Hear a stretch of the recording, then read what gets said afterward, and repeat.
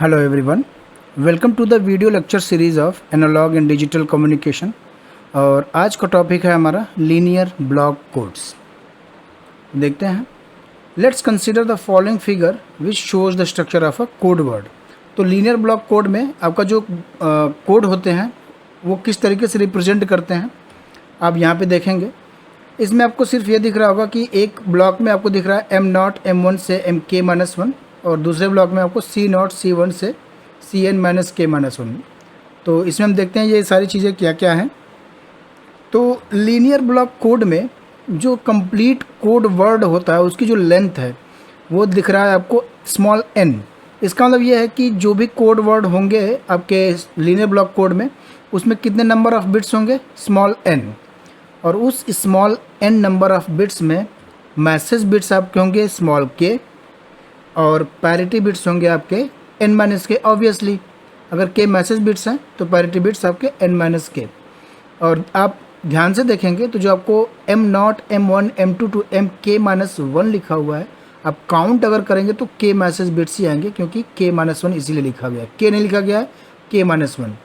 और उसी हिसाब से जो n-k पैरिटी बिट्स है उसकी जो लास्ट बिट आपको दिख रही है उसका जो सफिक्स लिख रहा है आपको n-k-1 इसीलिए दिख रहा है क्योंकि C0 से स्टार्ट है, दैट्स वाई।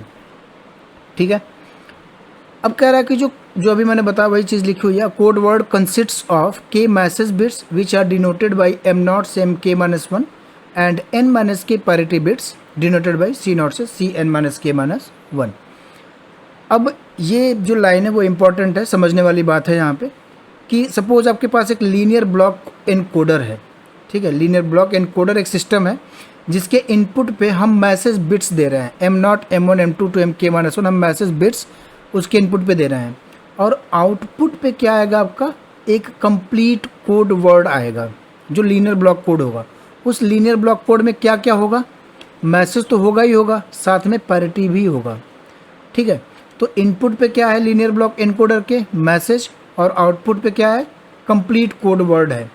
ठीक है, अगर हम कंप्लीट कोड वर्ड को x0 x1 से डिनोट करें, ठीक है, कंप्लीट कोड वर्ड को x0 और x1 से डिनोट करें। अगर मान लो कि M0 दिया, ओके, और उसकी वजह से जो कोड वर्ड निकल के आ रहा है वो x0 हो रहा है, उस x0 में M0 भी होगा और C0 भी होगा। क्लियर है। इसी तरीके से x1 में M1 होगा और C1 होगा। ठीक है, लेकिन क्या है कि आप अभी जो मैंने एग्जांपल है उसमें एक एक बिट का एग्जांपल लिया है, ऐसा नहीं है। आपके मैसेज 101 भी हो सकता है, तो 101 से C0 C1 एंड C2 कुछ भी आ सकते हैं, तो उसमें x0 मान लेंगे उसको। तो कहने का मतलब ये है सिर्फ कि अगर मैसेज हम इनपुट पे देते हैं और आउटपुट पे एक कंप्लीट कोड वर्ड आता है तो उसको हम अगर x0 x1 से डिनोट करें तो जो स्ट्रक्चर हमारा है आपके लीनियर ब्लॉक कोड का, उसको हम मैथमेटिकली कैसे एक्सप्रेस कर सकते हैं, इस तरीके से आप देखेंगे। इसमें दोनों टर्म आपको दिख रहे हैं, xi में mi भी है जो कि मैसेज है और ci-k है जो आपका पैरिटी है। ठीक है, अगर i की वैल्यू 0 रखते हैं और i की वैल्यू उसी में k रखते हैं तो m0 और c0 आपको मिलेंगे, है ना। तो this is how we can represent our linear block code in a mathematical form. ठीक है, नेक्स्ट आगे बढ़ते हैं। The code word representation by the above equation can also be represented by. ठीक है, तो जो आपका प्रीवियस इक्वेशन ये था उसको हम अब एक मैट्रिक्स फॉर्म में दिखाएंगे आपको कुछ इस तरीके से। x is equal to m and c। एक ही मैट्रिक्स में दोनों मैट्रिक्स हम रखेंगे m एंड c दोनों, जहाँ पे m क्या है, k मैसेज बिट्स हैं, और c क्या है आपका, n-k पैरिटी बिट्स हैं। ऑब्वियसली जस्ट एक अनदर रिप्रेजेंटेशन है आपके जो आपका कोड वर्ड है। अब एक नेक्स्ट लाइन आपको दिख रही होगी जिसमें क्या कह रहा है, अ ब्लॉक कोड जनरेटर, नया वर्ड है ये ब्लॉक कोड जनरेटर। ठीक है, इसको ध्यान रखेंगे। A block code generator generates the parity code, generates the parity code. इस लाइन को याद रखेंगे, आपके क्वेश्चन बन सकते हैं यहाँ से कि a block code generator generates the parity codes required to be added to the message bits to generate the code word।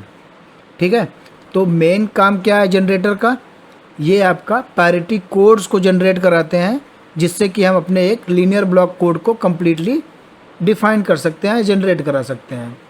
ठीक है, तो अगर ब्लॉक कोड जनरेटर अगर हमारे पास है, तो जो हमारा x है, x क्या है, कंप्लीट कोड वर्ड है, उसको हम कैसे रिप्रेजेंट करेंगे, x is equal to M G क्या है आपका, जनरेटर मैट्रिक्स।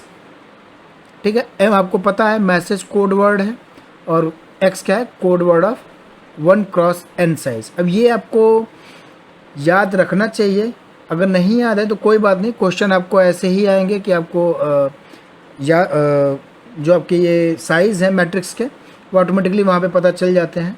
खैर आपको याद होना चाहिए ये x किस साइज़ का होता है, m किस साइज़ का होता है, और g किस साइज़ के मैट्रिक्स होते हैं। ठीक है, तो इस तरीके से हम इसको रिप्रेजेंट कर सकते हैं मैट्रिक्स फॉर्म में, x is equal to M G. और मैट्रिक्स मल्टीप्लिकेशन का आप देख सकते हैं 1x k को अगर हम k×n से मल्टीप्लाई करते हैं, तो जो मैट्रिक्स रिजल्ट आता है वो 1×n का आएगा। ठीक है, ये मैट्रिक्स मल्टीप्लिकेशन का फार्मूला है, मीन्स प्रॉपर्टी है। आगे बढ़ते हैं। The generator matrix is dependent on the type of linear block code used. The generator matrix is generally represented as G is equal to IKP। एक नया फार्मूला आपके सामने आया, G is equal to IKP। तो अभी अभी जो फार्मूले आपको आ रहे हैं सामने वो याद होने चाहिए। For example x is equal to M and C, x is equal to M and G, and now G is equal to IKP, जहाँ पे आपका IK क्या है, k×k का आइडेंटिटी मैट्रिक्स है, और P क्या है आपका, k×n-k का कोफिशिएंट मैट्रिक्स है। तो P का नाम याद रखेंगे आप, I से तो आइडेंटिटी मैट्रिक्स पता चल जाएगा, बट P का नाम है कोफिशिएंट मैट्रिक्स। ठीक है, न्यूमेरिकल में नाम से देगा कि coefficient matrix is given as under, तो आपको ये पता होना चाहिए कि जो कोफिशिएंट मैट्रिक्स क्वेश्चन में मेंशन है वो P है, तो इसलिए नाम याद होना ज़रूरी है। अब हम इसको IK को हम कैसे रिप्रेजेंट कर सकते हैं, कुछ इस तरीके से k×k, और P को हम कुछ इस तरीके से रिप्रेजेंट कर सकते हैं, क्योंकि k×n-k है तो कुछ डिफरेंट है आपके। तो k हमारा क्या है, number of message bits, and n- क्या है, नंबर ऑफ पैरिटी बिट्स। ठीक है, k×n-k, तो उसी के अकॉर्डिंग हमने यहाँ पे P की मैट्रिक्स को थोड़ा सा डिफाइन करने की कोशिश करी है। ओके, जब हम parity code word can be obtained as under. Now another formula, तो पीछे क्या था, हमने जस्ट डिफाइन किया आपका कि आइडेंटिटी मैट्रिक्स को हम k×k में कैसे लिखेंगे, एंड कोफिशिएंट मैट्रिक्स को हम कैसे रिप्रेजेंट करेंगे, ये आपको याद होना चाहिए। ये आपको थोड़ा सा प्रैक्टिस करेंगे इसकी, आपको याद होना चाहिए कि कैसे हम लिखते हैं। ठीक है, now parity code word can be obtained as under, एक नया फार्मूला आपके सामने आ रहा है, C is equal to MP। अब अभी अभी आपने क्या क्या पढ़ा है, x के फॉर्म में पढ़ा है, x is equal to M into C, and x is equal to MG। Now x is equal to G is equal to IKP। अब आपका आ रहा है parity code word can be obtained, C is equal to MP।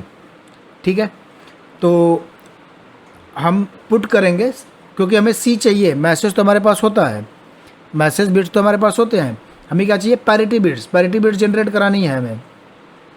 इस वजह से C की value को हम एक रो मैट्रिक्स में लिखेंगे, M को हम एक रो मैट्रिक्स में लिखेंगे, और P आपको अभी अभी हमने बताया वहाँ पे। तो जब आप सॉल्व करेंगे तो C0 कंपेयर करेंगे तो कुछ इस तरीके से आएगा C0। आगे हम न्यूमेरिकल कराएंगे इसमें, तो आपको प्रैक्टिस हो जाएगी। फिलहाल अगर आप सिम्बॉल्स में मैथमेटिक्स लगा लेते हैं, अगर आपकी कैपेबिलिटी इतनी है कि आप सिम्बॉल्स में मैथमेटिक्स अप्लाई कर पाते हैं, तो न्यूमेरिकल में आपको बहुत इजी हो जाता है। ये आपको शो करता है कि आपकी मैथमेटिक्स या आपके कैलकुलेशन या आपका मीन्स नॉलेज कितना है, क्योंकि सिम्बॉल्स में आपको मैथमेटिक्स अप्लाई करना आना चाहिए। ठीक है, तो ये आप ध्यान से देखेंगे कि C0 क्या होना चाहिए। C0 आपका कुछ इस तरीके से होगा, इसी तरीके से C1 भी होगा, एंड सो ऑन। इस तरीके से C1, C2, C3, सो Cn-k-1 तक आप ऐसे कैलकुलेट कर सकते हैं। क्वेश्चन पे डिपेंड करेगा कि k की वैल्यू क्या है और n की वैल्यू क्या है। ठीक है, now Hamming code. Hamming code क्या है, Hamming codes are linear block codes the family of N comma K, ये जो आपको दिख रहा है ना, family of N comma K, N comma K is very very important. N क्या है? Number of bits in a code word. K क्या है? Message bits in that code word. और हैमिंग कोड के लिए क्या कंडीशन है? क्यू की वैल्यू ग्रेटर देन और इज इक्वल टू 3 होनी चाहिए। और क्यू क्या है वो हम आगे अभी एक्सप्रेशन देखेंगे आपके हैमिंग कोड के फैमिली का, फैमिली ऑफ हैमिंग कोड। ये है आपके हैमिंग कोड की स्ट्रक्चर, जिसमें आपके जो आपका कोड वर्ड लेंथ है वो 2 to the power q minus 1 है। के जो है नंबर ऑफ मैसेज बिट्स हैं 2 to the power q minus 1 है। और अगर आप n में से k को माइनस करेंगे तो आपका आंसर q ही आएगा। ठीक है, तो कोड वर्ड लेंथ क्या है इसमें, ये स्ट्रक्चर आपको याद होना चाहिए। मैं बार बार बोल रहा हूँ कि स्ट्रक्चर याद होगा तो न्यूमेरिकल आपके ईजिली लग जाएंगे। कोड वर्ड लेंथ क्या है? n is equal to 2 to the power q minus 1, सामने दिख रहा है। Message bits 2 to the power q minus 1। Parity bits q n minus k obviously. और जो आपको कंडीशन दे रही है q ग्रेटर देन और इक्वल टू 3, अगर q की वैल्यू मिनिमम 3 रखते हैं तो that means number of parity bits minimum क्या है? 3 है। हैमिंग कोड के लिए minimum number of parity bits क्या है? 3 है। मतलब C0, C1 and C2 minimum इतने होंगे, मैक्सिमम कुछ भी हो सकता है। ठीक है, तो मिनिमम डिस्टेंस जो आपका आएगा हैमिंग कोड के लिए वो 3 आएगा। ये सारी चीज़ें याद होनी चाहिए क्योंकि ये MCQ आते हैं, मीन्स ऑब्जेक्टिव क्वेश्चन में पूछा जा सकता है कि minimum distance for Hamming code is. Clear है? द कोड रेट और कोड एफिशिएंसी का फार्मूला इनिशियली में लेक्चर्स में मैंने बताए थे, k अपॉन n होता है number of message bits upon total transmitted bits. और हैमिंग कोड के फॉर्म में जब आप इसको सॉल्व करेंगे तो कुछ 1 minus q upon 2 to the power q minus 1 आएगा। और अगर आपका q जो कि 3 है मिनिमम, तो q अगर आपका लार्ज है तो जो आपकी कोड एफिशिएंसी आपकी आती है हैमिंग कोड की वो ऑलमोस्ट 1 आती है, या कह सकते हैं 100% आती है। इसलिए Hamming code is very important, हम यूज़ भी करते हैं प्रैक्टिकली। ठीक है, क्योंकि इसकी एफिशिएंसी जो है वो 100% के ऑलमोस्ट आती है। Okay, now error detection and correction capability of Hamming code. आपने पढ़ा था ना किसी भी एरर के किसी भी कोड के लिए एरर डिटेक्शन करेक्शन कैपेबिलिटी, अब हैमिंग कोड के लिए हम कैलकुलेट करेंगे। तो फार्मूला यही है डिटेक्शन के लिए, और हैमिंग कोड के लिए डी का क्या वैल्यू है? डी की 3 पुट करेंगे तो वैल्यू आएगी कि मैक्सिमम हैमिंग कोड आपके 2 एरर्स को डिटेक्ट कर सकता है। मैक्सिमम कितने सॉल्व करेगा या कितने करेक्ट करेगा, उसके लिए फार्मूला 2t + 1 लेस देन और equal to D minimum. D minimum की वैल्यू आपकी 3 है, पुट करेंगे तो लेस देन और इक्वल टू 1। इसका मतलब है हैमिंग कोड आपके हैमिंग कोड मैक्सिमम 1 एरर को ही करेक्ट कर सकता है। ठीक है, तो ये आपके कुछ याद रखने लायक पॉइंट है कि हैमिंग कोड में मिनिमम डिस्टेंस कितना होता है और हैमिंग कोड कितने एरर्स को डिटेक्ट कर सकता है, हैमिंग कोड कितने एरर्स को मैक्सिमम करेक्ट कर सकता है। Now another way of expressing the relationship between message bits and parity bits of a linear code. ठीक है, यहाँ पे एक अनदर वे है, देखते हैं क्या है। कह रहा है कि let's capital H denotes an n-k cross n matrix defined as, आप देख सकते हैं एक ही मैट्रिक्स में PTIN-k लिखा हुआ है, मल्टीप्लिकेशन नहीं है, ध्यान देंगे एक ही मैट्रिक्स में दोनों हैं। जहाँ पे PT क्या है आपका? ट्रांसपोज ऑफ P है ना, ट्रांसपोज ऑफ P, और P क्या है? कोफिशिएंट मैट्रिक्स, अभी बताया है। और IN-k क्या है? n-k क्रॉस n-k का आइडेंटिटी मैट्रिक्स। तो अगर आपके पास कोफिशिएंट मैट्रिक्स जो अभी हमने आपको बताया ये है, जिसका साइज़ क्या है? k क्रॉस n-k, तो उसका ट्रांसपोज क्या होगा? ध्यान से देखेंगे ट्रांसपोज के लिए एक जनरली बताया जाता है कि कॉलम रो हो जाता है और रो आपके कॉलम्स बन जाते हैं।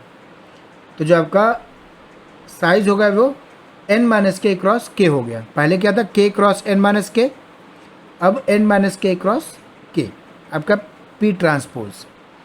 Therefore the matrix H is given by,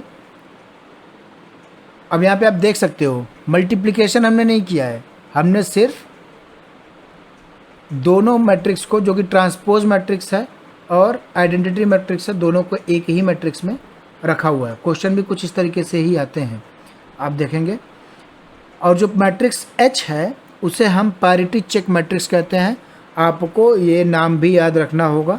P को कहते हैं कोफिशिएंट मैट्रिक्स, H को कहते हैं पैरिटी चेक मैट्रिक्स, ठीक है।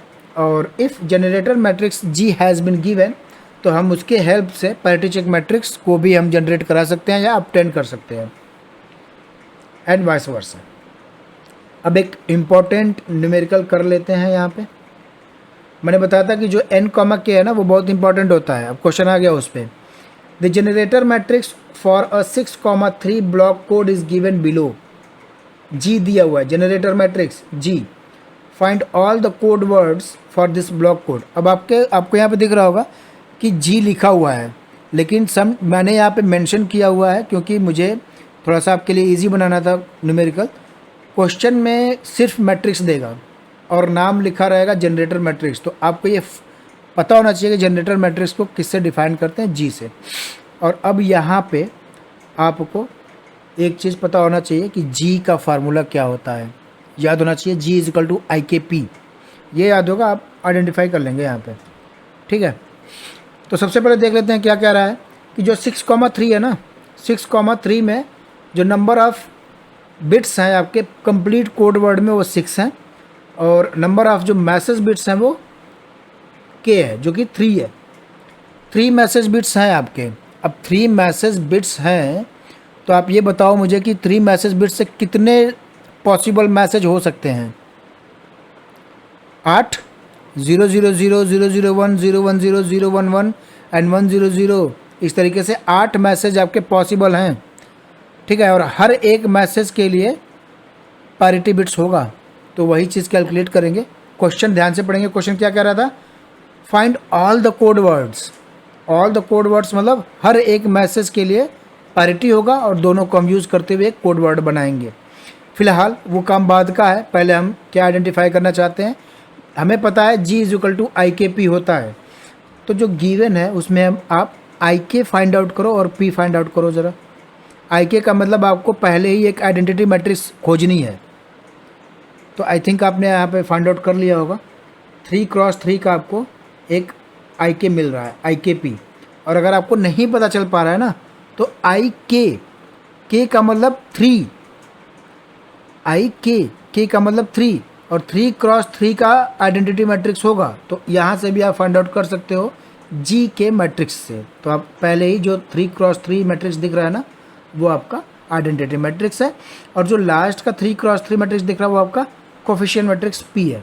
तो देखेंगे यहाँ पे मैंने 3x3 एंड P वहाँ से अलग अलग कर लिए हैं। आपके पास P हो गया और I हो गया। अब आप बताओ कि मैसेज आपके पास 8 हैं, ठीक है, आपके पास मैसेज 8 हैं। एक कंप्लीट कोड वर्ड जनरेट करने के लिए क्या चाहिए, पैरिटी चाहिए, C। अगर आपके पास C हो तो आप M और C यूज़ करके X निकाल सकते हो, कंप्लीट कोड वर्ड। और C के लिए फार्मूला अभी हमने बताया था, C is equal to MP। देखो C इज इक्वल टू, थोड़ा सा पीछे जाएंगे, ये रहा C is equal to MP। तो मैसेज तो आपके पास है, P अभी आपने G is equal to IKP से कैलकुलेट किया है, ये रहा P। तो हर एक मैसेज के लिए आपको पैरिटी जनरेट करना होगा। देखिए C is equal to MP आपको पता है, C0 C1 C2, M0 M1 M2। अब देखिए पहले एक फार्मूला बना लेते हैं कि C0 क्या मतलब होगा। अगर आप इस तरीके से नहीं करना चाहते हो तो आप डायरेक्ट भी कर सकते हो, ऐसा कुछ नहीं है, बार बार आपको मल्टीप्लिकेशन करना पड़ेगा, बस ये है। अगर आप ऐसे करते हैं तो आपको जस्ट एक्सॉर करना पड़ेगा, एक बार मल्टीप्लिकेशन करना पड़ेगा और बाद में सिर्फ एक्सॉर करना होगा वैल्यूज़ पुट करके। तो इसलिए कहता हूँ कि सिंबल्स में मैथमेटिक्स अप्लाई करना आना चाहिए। तो सी नॉट की वैल्यू क्या होगी, सिंपल मल्टीप्लिकेशन है, एक बार एम नॉट M1 M2 का कॉलम 1 से मल्टीप्लाई होगा। तो जो आप आंसर आ रहा है सी नॉट के लिए वो M1 एक्सॉर M2। C1 का उसी तरीके से देख लेंगे एंड C2 का ध्यान से देखेंगे। सी नॉट क्या था, matrix M not M1 M2 का कॉलम 1 से मल्टीप्लिकेशन है। C1 क्या होगा, matrix M not M1 M2 का कॉलम 2 से मल्टीप्लिकेशन है। और C2 क्या है, कॉलम 3 से मल्टीप्लिकेशन है विथ मॉड्यूलो 2 एडर एक्सॉर। ठीक है, अब आपको पता चल गया है कि C नॉट C1 C2 हमारे कैसे आएंगे। तो जस्ट हम उनकी वैल्यूज़ पुट करेंगे वहाँ पे और हमारे पास हर एक मैसेज बिट के लिए, मैसेज कोड वर्ड के लिए हमारे पास पैरिटी बिट्स होंगे। देखते हैं एग्जांपल। अगर हमने सपोज़ पहला मैसेज जो है वो 000 लिया, 3 बिट का था, 8 सिंबल है हमारे पास, 8 मैसेज, 000 लिया, तो आप देखेंगे 000 के लिए सी नॉट क्या आएगा, M1 एंड M2, तो सारे ही 0 हैं, तो सी नॉट C1 एंड C2 आप देखेंगे, ध्यान से देखो, सी नॉट C1 C2 आपके 000 आ रहे हैं। तो complete code word for this message word is, ठीक है, मैसेज क्या है 000 एंड पैरिटी क्या निकल के आया 000 के लिए 000 ही आया। ठीक है, तो आंसर, पहला आंसर क्या हो गया कि 00 मैसेज के लिए जो कंप्लीट कोड वर्ड है वो 000 है। अब हम निकाल रहे हैं, कैलकुलेट कर रहे हैं 001 के लिए। तो देखेंगे सी नॉट की वैल्यू आएगी, थोड़ा सा ध्यान से देखेंगे अब यहाँ पे क्योंकि थोड़ा सा वैल्यू है। सी नॉट क्या था, देख लेंगे पीछे। सी नॉट क्या है, M1 एंड M2 का एक्सॉर है। M1 और M2 क्या है आपके, 0 और 1 है, तो एक्सॉर क्या हो गया 1। C1 क्या है, M नॉट और M2 का होगा, तो 1 आ गया। और C2 क्या है, M नॉट और M1 का है, तो 0 आ गया। ठीक है, तो या तो आप देखो, मैंने जो किया है मुझे लग रहा है कि थोड़ा सा कन्फ्यूज़न हो सकता है। या तो आप हर एक मैसेज के लिए इस तरीके से मल्टीप्लाई करके आप आंसर निकालो सी नॉट C1 C2 के लिए, या मैंने एक बार मल्टीप्लाई करके सी नॉट C1 एंड C2 के लिए फार्मूला जनरेट कर लिया है। उसमें आपको जस्ट वैल्यूज़ पुट करनी है और आपके आंसर्स आपके सामने होंगे। तो मैसेज 001 के लिए आपका जो पैरिटी बिट्स आ रहे हैं वो 110 आ रहे हैं, तो जो कंप्लीट कोड वर्ड होगा 001 के लिए वो 001110।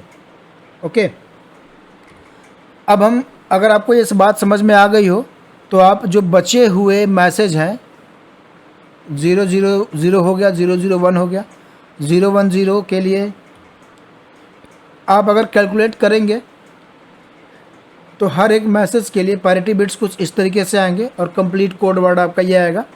तो आप इसको सॉल्व करेंगे और आंसर्स को मैच कराएंगे। आई होप आपको समझ में आएगा। नहीं समझ में आ रहा है तो एक बार फिर से वीडियो देखिए क्या कहना चाह रहा हूँ मैं, ठीक है, और आंसर्स को आप मैच कराएंगे। ठीक है, तो आज का लेक्चर हम यहीं एंड करते हैं, बाकी मिलते हैं अगले वीडियो में। ठीक है, वीडियो को लाइक करिए, शेयर करिए और चैनल को सब्सक्राइब करिए। Thank you so much.